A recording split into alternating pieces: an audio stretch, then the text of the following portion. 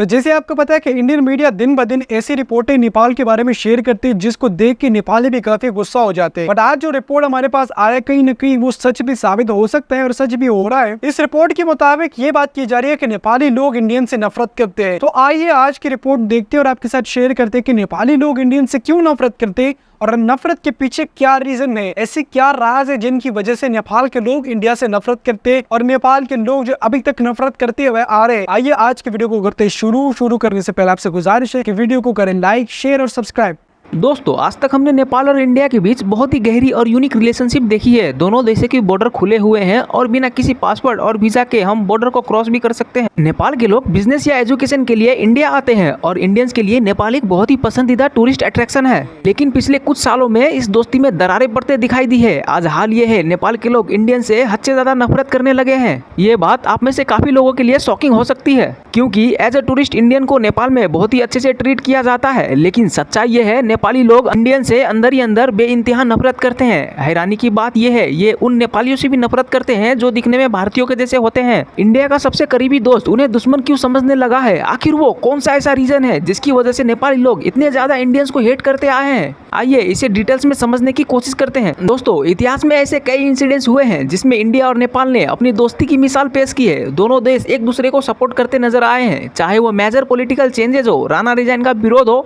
Democracy की बुनियाद हो या माओवादी के साथ शांति समझौता। नेपाल को इंडिया की तरफ से हमेशा ही खुला सपोर्ट मिला है। नेपाल का 60% इकोनॉमी एक्टिविटी सीधा भारत से जुड़ी हुई है और वहाँ पे 80% इंपोर्ट भारत से ही किया जाता है। इंडिया ने नेपाल के डेवलपमेंट गोल्स को पूरा करने के लिए उसकी बहुत ही मदद की है। लेकिन इन तमाम कोशिशों के बावजूद भी मेजोरिटी ऑफ नेपालीज इंडियंस को बिल्कुल भी पसंद नहीं करते। माई रिपब्लिका के ऑथर नवराज लामा, जो कि एक नेपाली सिटीजन है, जब से उन्होंने होश संभाला है वो अपने अंदर इंडिया को लेकर नफरत ही महसूस करते आए हैं। जब वो USA, कनाडा जैसे देशों में गए, वहाँ उन्होंने देखा कि बहुत सारे नेपाली लोग इंडियन रेस्टोरेंट या उन बिजनेस में काम कर रहे थे जिनके ऑनर्स इंडियन थे। जब उन्होंने नेपालियों से बात की तो उन्हें पता चला कि एक जैसे कल्चर, फूड, लैंग्वेज और थिंकिंग स्टाइल होने की वजह से उन्हें भारतीयों के साथ काम करना आसान लगता था। लेकिन हैरानी की बात यह है कि भले वो उनके साथ काम कर रहे थे, लेकिन इसके बावजूद भी वो उन्हें पसंद नहीं करते थे। नवराज लामा बताते हैं कि वो एक प्रोजेक्ट के सिलसिले में जब इंडिया आए तो यहाँ के लोगों से जो उन्हें रिस्पेक्ट मिली वो दिल को छू लेने वाली थी। लेकिन इस सब के बावजूद भी उनकी नफरत जरा भी कम नहीं हुई। लेकिन इस नफरत की जहर क्या है, इसको समझने के लिए हमें नेपाल के इतिहास पर एक नजर डालना होगा। दोस्तों, आज से करीब 200 साल पहले नेपाल का मैप आज के मैप से बहुत अलग था। आज इंडिया में मौजूद उत्तराखंड, हिमाचल प्रदेश, सिक्किम और पश्चिम बंगाल का कुछ हिस्सा उस समय नेपाल के अंदर में आता था। इन हिस्सों को किसी राजा ने युद्ध जीतकर इंडिया में शामिल नहीं किया था, बल्कि ये ब्रिटिशर्स का अक्लमंदी का नतीजा था। आपको ये जानकर हैरानी होगी कि नेपाल दक्षिण एशिया का एकमात्र ऐसा देश था जो ब्रिटिश शासन से बचा हुआ था। लेकिन जब ब्रिटिशर्स इंडिया के हर कीमती चीज को अपने खुद के देश में एक्सपोर्ट कर रहे थे, उसी दौरान उनकी नज़र तिब्बत में पाई जाने वाले पश्मीना पर पड़ी, जिनकी क्वालिटी एकदम यूनिक थी। ऐसे में उन्होंने लंदन एक्सपोर्ट करने का सोचा। लेकिन समस्या ये थी, तिब्बत जाने के लिए उन्हें नेपाल के बीच से गुजरना पड़ता। जब ब्रिटिशर्स नेपाल में इंटर करने की कोशिश की तो वहाँ से उन्हें भारी विरोध का सामना करना पड़ा। ऐसे में नेपाल और ईस्ट इंडिया कंपनी के बीच 2 साल तक जंग चली। बाद में नेपाल कमजोर पड़ने लगा और दोनों देशों को आपस में एक समझौता करना पड़ा। एंड नेपाल में उस समय एक एग्रीमेंट साइन की जिसके तहत अपने देश के कई हिस्सों को इंडिया में शामिल करना पड़ा था। दोस्तों, अगर हम नेपाल की पॉपुलेशन की बात करें, वो है 3 करोड़, जिसे मेजरली 3 पार्ट्स में डिवाइड किए गए हैं। इसके टोटल पॉपुलेशन के 36% लोग आते हैं जनजाति में। इसके बाद आते हैं पहाड़ी लोग, जिससे नेपाल का शाही परिवार बिलोंग करता था और आज भी नेपाल के राजनीति में इन्हीं लोगों का मजबूत भागीदारी है। इसके बाद आते हैं मधेसी, जो इंडियन से काफी मिलते जुलते होते हैं। इनकी लैंग्वेज, कल्चर, फूड इंडियन से काफी सिमिलर है और इसी सिमिलरिटी की वजह से इनको भी नफरत का शिकार होना पड़ता है। लेकिन इन लोगों में ये नफरत शुरू से नहीं था, बल्कि इसको हवा देने में पॉलिटिशियंस का बहुत ही बड़ा रोल रहा है। यहाँ तक कि नेपाल का first communist prime minister Manmohan अधिकारी से लेकर जितने भी लोगों ने गद्दी संभाली है, उनके लिए एंटी इंडिया सेंटिमेंट एक्ट बहुत ही बड़ा प्रोपोगंडा रहा है। आपको बता दें, जब इंडिया अंग्रेजों से आज़ाद हुआ और यहाँ डेमोक्रेसी रखी गई, उस समय तक नेपाल में राजतंत्र चलता था और देश को राजा महाराजा रोल किया करते थे। लेकिन इंडिया से प्रभावित होकर नेपाल में भी डेमोक्रेसी की मांग उठने लगी, जिसका समर्थन भारत में भी किया गया था। नेपाल की कांग्रेस पार्टी ने इस आंदोलन को खूब हवा दिया। उस समय नेपाल में भारत के एम्बेसडर थे CPM सिंह। उन्होंने विद्रोही से बचाने के लिए नेपाल के राजा त्रिभुवन वीर विक्रम शाहदेव और उनके बेटे महेंद्र वीर को इंडियन एम्बेसी में जगह दी थी। और आखिरकार साल 1951 में राजाओं का सप्ताह खत्म हो गई और कॉन्स्टिट्यूशनल डेमोक्रेसी को लागू कर दिया गया था। नेपाल के सारे काम संविधान के अकॉर्डिंग होने लगे और राजा खाली नाम के रह गए। लेकिन फिर आया 1955 जब राजा त्रिभुवन की मौत हो गई और उनकी जगह उनके बेटे को 13 मार्च 1955 में राजगद्दी संभालनी पड़ी। 1959 के चुनाव में नेपाली कांग्रेस को 2/3 बहुमत मिल गया और बीपी कोइराला नेपाल के नए प्रधानमंत्री बन गए। लेकिन राजा महेंद्र ने उन पर भ्रष्टाचार का आरोप लगाकर दिसंबर 1960 में संसद को भंग कर दिया और कई सांसद को बंदी बना दिया और नेपाली कांग्रेस के नेताओं को जेल में डाल दिया। इसके बाद डेमोक्रेटिक सिस्टम खत्म हो गया और एक बार फिर से नेपाल में मोनार्की सिस्टम लागू हो गया, यानी फिर से अब देश पर राजा शासन कर रहे थे। अब दोस्तों इस इंसिडेंट के बाद जवाहरलाल नेहरू इसका खूब विरोध किया, सांसदों को बंदी बनाने पर खूब आलोचना की और नेपाली कांग्रेस को पूरा समर्थन दिया। लेकिन कांग्रेस नेताओं को कमजोर करने के लिए राजा महेंद्र ने इंडिया के अपोजिशन पार्टी आरएसएस के साथ हाथ मिला लिया था, क्योंकि आरएसएस उस समय इंडिया कांग्रेस के अपोजिशन पार्टी थी। यानी यहीं से नेपाल के अंदर एंटी इंडियन सेंटीमेंट्स का जन्म हुआ। आगे हम समझेंगे इसके पीछे असली वजह क्या थी। अब दोस्तों इसके कुछ समय बाद सिक्किम इंडिया में शामिल हो गया, जिसकी वजह से नेपाल के सिक्योरिटी बढ़ने लगे और वो अपने राजशाही को बचाने के लिए चीन की तरफ दोस्ती का हाथ बढ़ाने लगा। असल में सिक्किम जो है वो नेपाल, भूटान, तिब्बत, वेस्ट बंगाल के बीच में लोकेटेड एक आज़ाद, जहाँ एक अलग राजा का शासन चलता था। लेकिन 1890 में सिक्किम ब्रिटिश के दौर में एक प्रोटेक्टेड स्टेट बन चुका था, यानी सिक्किम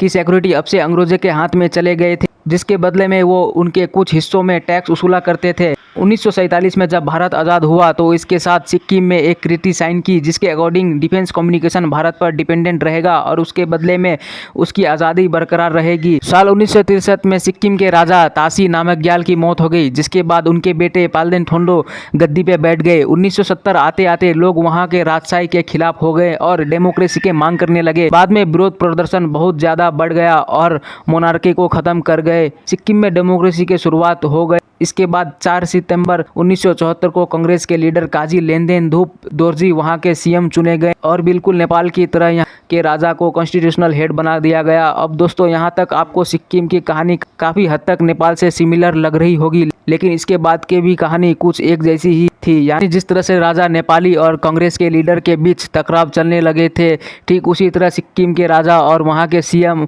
और कांग्रेस नेताओं के बीच भी देखने को मिला था। राजा वापस से मोनार्की चाहते थे, लेकिन सिक्किम कांग्रेस डेमोक्रेसी चाहती थी।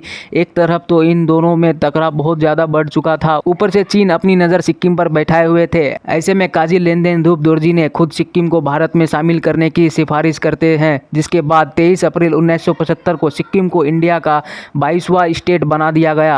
अब यह सब देखने के बाद नेपाल के राजा को डर सताने लगा, कहीं उनके साथ भी कहीं ऐसा ना हो जाए, इसलिए वो देश को कांग्रेस के खिलाफ भटकाने लगे। उसी दौरान नेपाल का इंडिया से अपना इन्फ्लुएंस कम करने के लिए राजा महेंद्र ने चीन के साथ एक ट्रीटी साइन की और हिमालय के साउथ साइड को अपनी 16 किलोमीटर के जगह को चीन को दे दिया।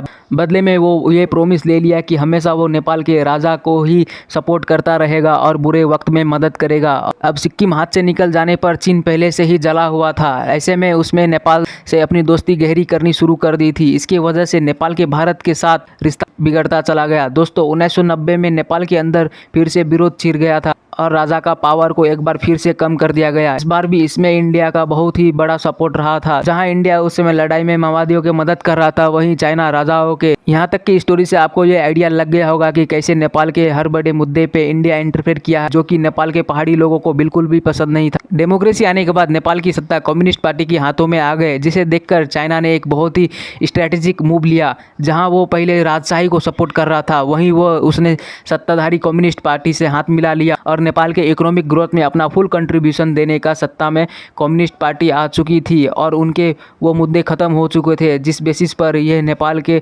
जनता को अपने तरफ अट्रैक्ट कर रहे थे। इसलिए अपने पावर को बरकरार रखने के लिए उन्हें सबसे आसान प्रोपेगेंडा लगा anti India sentiment. Anti India sentiment को और भी ज़्यादा हवा देने का मौका उन्हें तब मिला जब 2015 में नेपाल के अंदर एक बहुत ही बड़ा भयंकर भूकंप आया, जिसमें देश को बहुत ही ज़्यादा नुकसान हुआ। करीब 9,000 से ज़्यादा लोग मारे गए और 6 लाख से ज़्यादा घर बर्बाद हो गए। उसी दौरान नेपाल के प्राइम मिनिस्टर एक कॉन्स्टिट्यूशन पास किया जो मधेसी लोगों के खिलाफ था, जहां उसके अधिकार छीन लिए गए थे। ये वही लोग हैं जो बिल्कुल इंडियंस के जैसे दिखते हैं। इसके चलते मधेसी आंदोलन करने लगे और पूरे देश में दंगा फैल गया। इस दंगे में दंगाइयों सहित बहुत से मासूम लोगों को पुलिस ने मार गिराया था, जिसमें बिहार के रक्सौल के रहने वाले एक 19 साल का लड़का भी था जो नेपाल से अपने घर को लौट रहा था। उसके बाद इंडिया ने इन हत्याओं को जांच करने और कॉन्स्टिट्यूशन को बदलने की मांग करने लगे। लेकिन नेपाल के पीएम केपी शर्मा ओली ने कहा इस कॉन्स्टिट्यूशन में ऐसा कुछ भी नहीं है जो मधेसी के खिलाफ है। उल्टा उन्होंने इंडिया गवर्नमेंट को अपील करी कि वो मधेसियों को समझाए और उन्हें शांत करे। अब नेपालियों का यह कहना था कॉन्स्टिट्यूशन में बदलाव न करने की वजह से इंडिया ने बॉर्डर पर अनऑफिशियल ब्लॉकेज लगा दिया था, जिसकी वजह से पेट्रोल और कई जरूरी चीजों की सप्लाई बंद हो गई, वो भी तब जब कुछ महीने पहले ही भूकंप आया था। इस ब्लॉकेट की वजह से नेपाल में एलपीजी गैस की किल्लत हो गई थी, जिसके बाद बहुत ही बड़ी संख्या में जंगल की कटाई होने लगी। लोग लकड़ी पर और स्टोव पर खाना बनाने लगे और डीजल की कमी होने की वजह से बंद कर दिया गया। इतना ही नहीं, यूनिसेफ ने नेपाल को यह चेतावनी दी थी अगर ऐसे ही फ्यूल, फूड, मेडिसिन और वैक्सीन की कमी रही तो नेपाल में 5 साल से कम उम्र के 30 लाख से भी ज़्यादा बच्चों को मौत या बीमारी का खतरा है। दोस्तों, नेपालियों का कहना है ये वो वक्त था जब इंडिया ने हमें पूरी तरह से तबाह कर दिया था। नेपाल के लोग आरोप लगाए थे कि इंडियन ऑयल कॉरपोरेशन उनके टैंकर में सही मात्रा में तेल भरने से इनकार कर रहे थे, यहाँ तक कि उन टैंकर को बॉर्डर भी पार करने नहीं दिया जा रहा था और देश में लोग कई तरह के परेशानियां झेल रहे थे। हालांकि इन सभी आरोपों से भारत इनकार करता है। इस वजह से केपी ओली ने चीन के साथ पेट्रोलियम के लिए एग्रीमेंट साइन कर दिया। इन सभी इंसिडेंट को एंटी इंडिया सेंटीमेंट के रूप में खूब यूज किया। नेपालियों ने भी इन सब का जिम्मेदार इंडिया को मान लिया। इसके लिए उनके दिल में भारत के खिलाफ नफरत पैदा हो गया। दोस्तों, इंडिया और नेपाल का बॉर्डर डिस्प्यूट भी बहुत तेज हो गया है। काला पानी, लिम्पियोधुरा और लिपिलोक को ये दोनों देश अपनी टेरिटोरी बताते हैं। खास बात ये, जिस इलाकों पर नेपाल अपना कब्जा जमाना चाहता है उन इलाकों को साल 2019 में भारत अपने पॉलिटिकल मैप के अंदर ऑलरेडी दिखा चुका है। उसमें केपी ओली ने भारत से इस बारे में बात करने को कहा था, लेकिन इसके कुछ समय में कोरोना आ गया था और भारत ने कोरोना को देखते हुए इस मामले में तुरंत मीटिंग करने पे इनकार कर दिया। जब कोरोना चरम पर था उस समय भारत ने एक पॉलिटिकल मैप जारी की और इस मैप में भी उन तीनों इलाकों को भारत का हिस्सा बता दिया गया। इस बात से नाराज केपी ओली के गवर्नमेंट ने भी नेपाल का नया मैप जारी किया, जिसमें इन तीनों इलाकों को नेपाल बॉर्डर के अंदर दिखाया गया। वहां के गवर्नमेंट ने इस मौके पर फायदा उठाते हुए लोगों को दिमाग में ये भरना शुरू कर दिया कि भारत हमसे हमारा हिस्सा छीन रहा है और इस सब की वजह नेपालियों के दिल में हमारे लिए और भी ज्यादा हेट बढ़ गया। इसके अलावा मीडिया और कई पॉलिटिशियंस इंडिया नेपाल को इंडिया का छोटा भाई कह चुका है, जो नेपाल के लोगों को बिल्कुल भी पसंद नहीं है। कई बार केपी ओली शर्मा भी इस बात का विरोध कर चुके हैं कि रिश्ता बनाने का ये सही तरीका नहीं है। पॉपुलेशन या एरिया बड़ा होने से कोई भी देश बड़ा या छोटा नहीं हो सकता है। इसके अलावा इन दोनों देशों के बीच नफरत बढ़ाने का काम नेपाल और इंडिया के बीच किए गए डिप्लोमेटिक एग्रीमेंट्स भी थे, जैसे कि गंडकी, कोसी, महाकाली वाटर एग्रीमेंट को ज़्यादातर नेपाली नापसंद करते हैं। उनका कहना है एग्रीमेंट की वजह से भारत नेपाल के वाटर रिसोर्सेज को कंट्रोल करता है। एंड दोस्तों, इन सारे रीजन्स की वजह से नेपाली आज इंडियन से इतना ज़्यादा हेट करते हैं। वैसे दोस्तों, आपका इंडिया नेपाल कंट्रोवर्सी के बारे में क्या राय है, आप हमें कमेंट करके ज़रूर बताना। और दोस्तों, अगर वीडियो अच्छी लगी हो तो हमारे चैनल को सब्सक्राइब करना मत भूलना और वीडियो को लाइक कर। देखिए, अगर नेपाल के लोग आज इंडिया से नफरत करते हैं तो इसमें इंडिया की खुद की गलतियां हैं। ऐसी गलतियां हैं जो आप देखेंगे, आप समझेंगे, आपको पता चलेगा तो आप बोलेंगे कि हाँ भाई, नेपाल की नफरत जो है वो सही है और नेपाल जो है ना जो कर रहा है वो सही है, इसमें इंडिया की यही गलती है। देखिए, सबसे पहले मैं यहाँ पे ये बात करूँ, नेपाल के लोग जो है नफरत कई मुख्तलिफ रीजन की वजह से कर सकते हैं। नेपाल के सबसे पहली वजह जो नफरत की है वो पहाड़ी लोग हैं। पहाड़ी लोग लगातार इंडिया से नफरत करते हैं और नफरत इसलिए करते हैं क्योंकि पहाड़ी लोग वो लोग थे जो नेपाल के ऊपर राज करते थे। नेपाल को एक आजाद खुद मुख्तार देश मानकर उस पे राज करते थे, यानी उस टाइम पे एक किंगडम चलता था, उस बादशाहत चलती थी। लोग बादशाहत के जरिए नेपाल के ऊपर राज करते थे। तो क्या हुआ कि इंडिया ने बादशाहत को खत्म करके डेमोक्रेसी ला दी तो लोग वहां पे नफरत करने लगे। दूसरी नफरत जो है वो इंडिया और नेपाल के बीच में ये पाई जाती है, बॉर्डर इश्यूज में पाए जाते हैं। लोगों के ऊपर जब गंद उछाला जाता है, लोगों के ऊपर जब बातें उछाली जाती है तो लड़ाई खत्म नहीं होती। आपने अभी रिसेंटली टाइम में देखा होगा, ग्रेटर नेपाल का मैप आया, इंडियन मीडिया ने कितना आग बगोला हुआ, कितना गुस्सा किया नेपाल के लोगों को। वहीं पे नेपाल के लोग जो है ना रिप्लाई देते हैं, फिर वहां से रिप्लाई आता है। ये मामला चलते रहते हैं। और इसके अलावा ग्रेटर नेपाल के अलावा हम देखें तो काला पानी, लेपुलेक और लिम्पियोधुरा, ये भी बड़े इश्यूज है। इन इश्यूज को भी अगर सॉल्व करेंगे तो सॉल्व होंगे। तीसरे इशू यहाँ पे आते हैं कि जो लोग नेपाल से शादी होके इंडिया जाते हैं और जो लोग इंडिया से शादी होके नेपाल आते हैं, उनके ऊपर बॉर्डर के ऊपर उनके ऊपर रोक लगाए जाते हैं। नेपाली लोग जो है इंडिया से सामान नहीं ला सकते, से इंडियन करेंसी के अंदर वो चीज़ें नहीं ले सकते, इंडियन करेंसी नेपाल के अंदर नहीं ला सकते। इंडिया वाले बॉर्डर के ऊपर उनको रोक लगाते हैं। इन सारी वजहों की वजह से नेपाल के लोगों के अंदर, दिलों के अंदर नफरत पाई जाती है। ये नफरत इंडिया खुद पैदा कर रहा है। जब तक वो नेपाल के लोगों के दिलों के अंदर ये नफरत खत्म नहीं करेंगे तो तब तक ये नफरत खत्म नहीं होगी। और ख़त्म करने के पीछे क्या है? सबसे पहले इशू बॉर्डर इशूज़ है। सबसे पहले उसके बाद जो बॉर्डर के मामलात है लोग एक दूसरे में आपसी जो रोटी बेटी का रिश्ते की बात करते हैं वो सॉल्व हो। इन सब बातों के ऊपर आप जब काम करेंगे तभी आपके बॉर्डर इश्यूज सॉल्व होंगे, तभी आपके लोग जो है ना वो एक दूसरे से प्यार करेंगे, बॉर्डर इश्यूज खत्म होंगे। ये थी बात। अगर आज की वीडियो आपको अच्छी लगी है तो वीडियो को करें लाइक, शेयर और चैनल को करें सब्सक्राइब।